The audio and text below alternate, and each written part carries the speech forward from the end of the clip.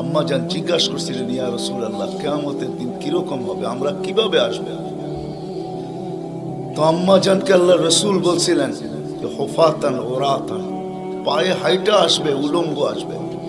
আম্মা জান চিৎকার দিয়া বলছে, আলা ইয়ারা বাদুনা বাদা, আমাদের একজন আরেকজনকে দেখবে না?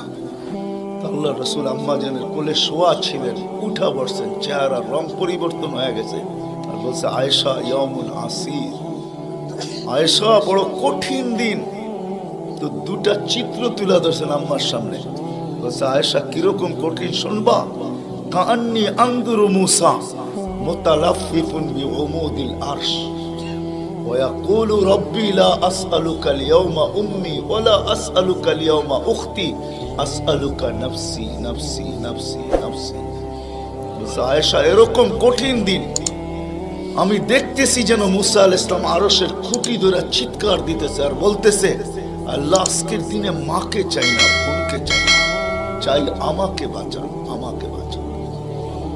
কালিমুল্লাহ, যার কিতাবটা আল্লাহ নিজের হাতে লেখছে, কাতাবাত তাওরাত বিয়াদি, যার কিতাব আল্লাহ নিজের হাতে লেখা দিয়েছেন, কালিমুল্লাহ যিনি, আল্লাহর সাথে যিনি কথা বলতেন, যার উপাধি কালিমুল্লাহ, উলুল আজমি মিনার রসুল, 5 জন নবীর ভিতরে একজন যিনি, 5 জন উলুল আজমি মিনার রসুলের ভিতরে।